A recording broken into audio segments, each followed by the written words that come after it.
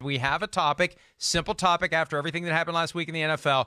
The most impactful additions, not just free agents, can be trades as well, but it has to be an addition. Don't do anything like, well, somebody franchise tag someone. No. Or re-sign someone. No. It's got to be an addition. It's got to be someone new. Those are the ground rules. I've got the trivia question. If you get it right, you get the first pick. If you get it wrong, I do. All right, Tom Brady played 20 seasons in New England. With him gone, who is now the longest tenured member of the Patriots roster at 12 seasons? Oh, I think that's going to be a one Matthew Slater. You are correct, sir. Well done. We don't have the horn today. We're working on a skeleton crew at the studio, but you win.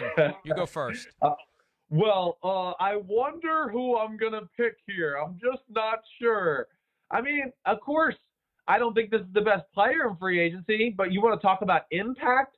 Tom Brady is the most impactful new addition to any team. I mean, hey, he's the GOAT. He's 6 rings. He's Tom Brady. He's an American icon at this point of his career or his life. And not only is he impactful into like, man, we've never talked about the Tampa Bay Buccaneers so much in an off season, and it's only 2 weeks into an off season. We've already hit like the all-time threshold for what we've talked about with the Bucs.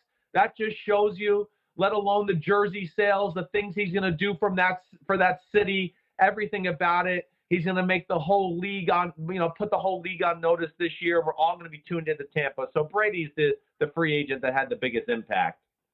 Yeah, I mean, I agree with you from the standpoint of total impact. They've raised their non-club tickets, non-club seat tickets by 15% right out of the gates. He's already the hottest selling jersey, and they don't even have a jersey yet. They don't even have a uniform yet. They don't know what his number is going to be, and the pre-orders are through the roof. So it's a huge impact. But from a playing standpoint, I would have been torn. I'm glad you won this, because DeAndre Hopkins going to the Arizona Cardinals, as they're in the process of putting something together with Kyler Murray at quarterback, who could explode this year. Cliff Kingsbury explained that to us at the Scouting Combine 4 weeks ago. I think the day you were there before you got whatever it was that put you on the injured reserve list. I hope it was coronavirus. Well, I don't think it was, based upon the symptoms that played out right in front of me. But Kingsbury talked about how the potential explosion of Kyler Murray could happen this year. Now they have DeAndre Hopkins, and they kept Kenyon Drake, and Drake wisely signed his transition tag over the weekend at $8.48 million. When he sees what Todd Gurley got in Atlanta, what Melvin Gordon got in Denver, I better sign this $8.48 million, because that's more than the market will bear right now. Those 3 guys as the nucleus of that offense, I'll tell you what, that they can be onto something special in Arizona, and what a division that is with the 49ers, Seahawks, Rams, and the Cardinals with the arrow pointing up. So give me DeAndre Hopkins, Chris. Yeah, I don't disagree with you, Mike. I mean, on the field, he might be the guy that has the most impact as far as these new signings.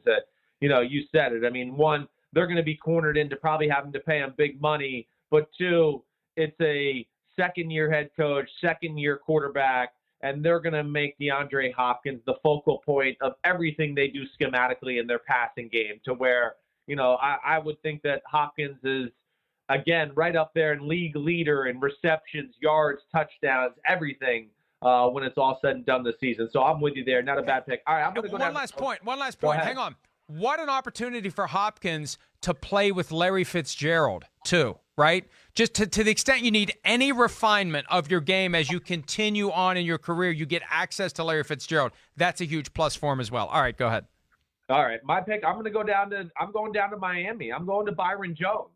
Byron Jones, yes, the new richest cornerback in the history of the NFL. I get it.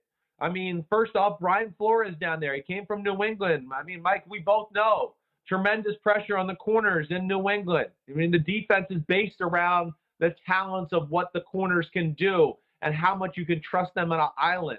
Man, Byron Jones gives Brian Flores maybe the best cornerback duo in all of football, to where they can just say, hey, Xavier Howard, Byron Jones, you lock down the 2 receivers on the outside, and now I got 9 guys in the middle of my defense to mess with the quarterback and do a whole bunch of different type of stuff.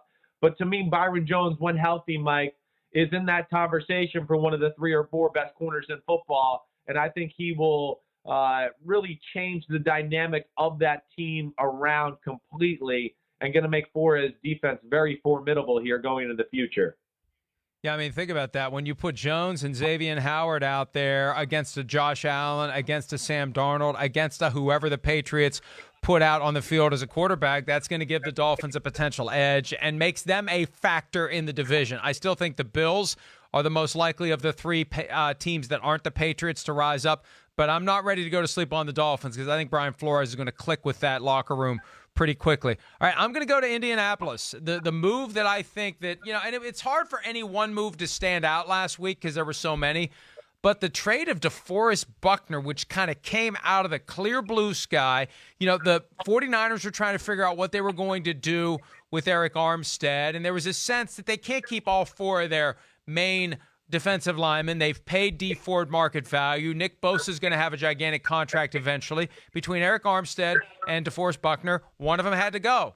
And I think they budgeted what they were going to pay, and Buckner said no. Armstead said yes, and they said, Buckner, go find a trade partner, and he did. And the Colts gave up the 13th overall pick. They're paying Buckner $21 million per year in new money on his new contract, and they see something there that is going to give the Colts possibly their equivalent of Quentin Nelson on the other side of the ball, a guy who elevates the entire front seven, makes that defense better, and it shows that the Colts are serious after not spending much in recent years and waiting for the market to soften in free agency. They're going all in between Buckner on defense and Phillip Rivers on offense. This Colts team is not going to sit back and concede the division to anyone else.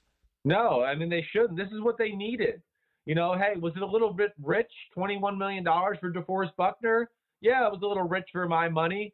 I don't think he's necessarily an Aaron Donald or Grady Jarrett class, but I think he's still a really awesome player.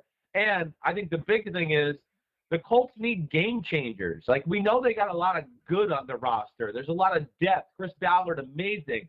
But they need guys who, hey, there's 4 minutes left in the fourth quarter and we're protecting a 7-point lead. We need a defensive lineman who can come in and get a strip sack fumble or tip the ball in the air to where we get an interception or whatever it may be. Somebody that can close the game out on both sides of the ball. And they addressed that with Buckner. So, yeah, it's a little rich for my money, but I can understand it, and I give them credit for making a move that they believed in. All right, you're up. I'm up, and I'm going Stefon Diggs, baby. Yeah, Stefon Diggs. I mean, first off, we know the trade. Yes, it was impactful just from that standpoint.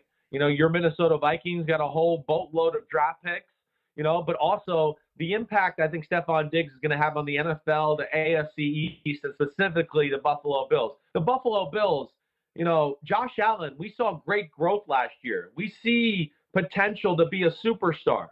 We did not see one really go-to guy in that offense or a superstar other than Josh Allen who can help that offense out. And I think Stefon Diggs is going to have a huge impact. Mike, I know you've heard me say this a lot over the last 2 weeks, but Diggs is a Swiss Army knife as far as wide receivers are concerned. He can beat you on the outside deep. He can run all those Julian Edelman, Wes Welker type routes in the middle of the field that Buffalo, who runs the New England offense with Brian Daboll, has really missed. So I just think his impact not only as a go-to guy, but he's going to get Cole Beasley, John Brown, that much more open and more favorable matchups to where he'll have a huge impact for that whole football team, and especially Josh Allen in that offense.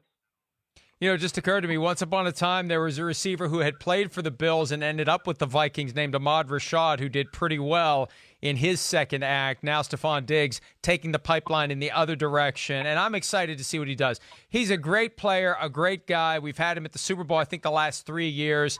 And there's always been this nagging sense that something's going to happen, and it all kind of fell together last week on the same day that Kirk Cousins got his extension, and I really do think it's not a coincidence. Once the Vikings went all in with Cousins for the next 3 years, that's when Diggs decided it was time for him to move on. The deal came together quickly. Vikings can't be unhappy with the return.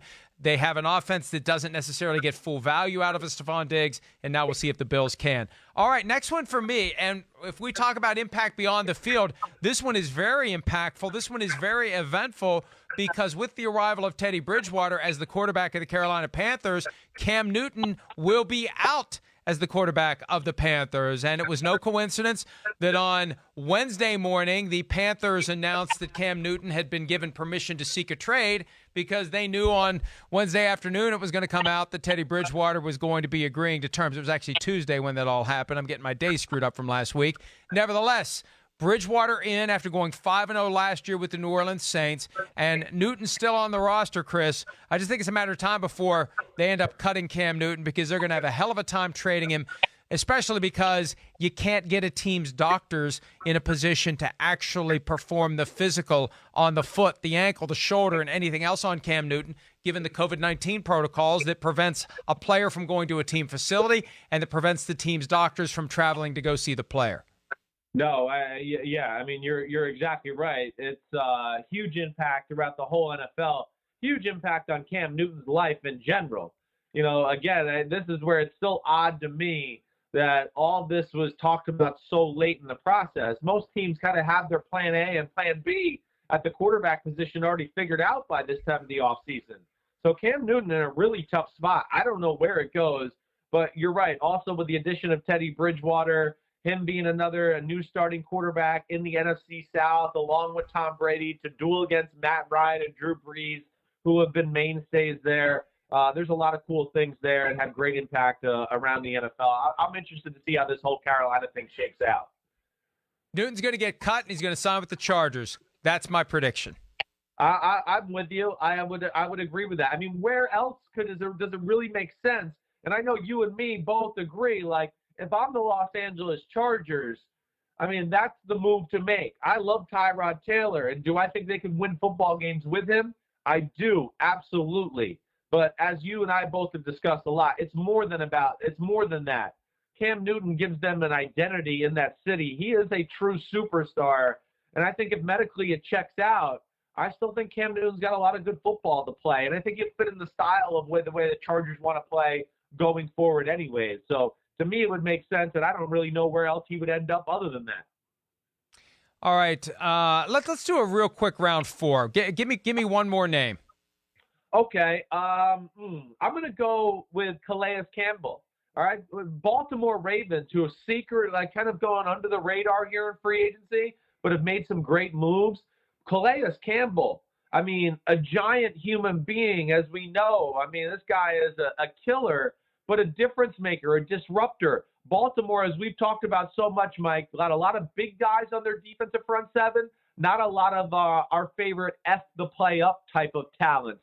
Calais Campbell is not only big, which Baltimore likes, but he can cause disruption, and that's where his true value is. To me, that was a great move by the Baltimore Ravens, realizing, hey, we're in the window. We got a quarterback in a rookie contract. Let's go for it and get some better players in here in our front seven. I think Calais Campbell will change the DNA of that defense around in a big way. Last one for me is another trade, Nick Foles to the Bears. Look, we have seen Foles play extremely well at times. He's going to be reunited with Matt Nagy. They had a season together in Kansas City. They actually had a season together in Philadelphia in 2012 when Foles was a rookie and Nagy was there in the final year of the Andy Reid regime. So, look, Mitchell Trubisky clearly on notice. At best, he's going to be competing for the starting job. In reality, I think it's going to be Foles on the field at some point. Mike, don't you think Trubisky? Yeah, I think he's got to be the backup. I mean, if they make Trubisky the starter, the first time he throws a ball 4 inches off target, they're going to go, get Nick Foles in there. Trubisky stinks. Make Nick Foles the starter. Go on. And then if he fails, then you got Trubisky to come in and save the day. But I think they're going to make Foles earn it. I don't think they're going to hand it to him. I think they'll at least give Trubisky a chance in training camp. Whether and to what extent there even is a training camp, that's a different issue altogether. He gets a chance, but I think it will be Foles. All right, we're going to take a break. Hi, I'm Mike Tirico, and thanks for watching. Make sure to hit subscribe for the latest news and highlights from NBC Sports.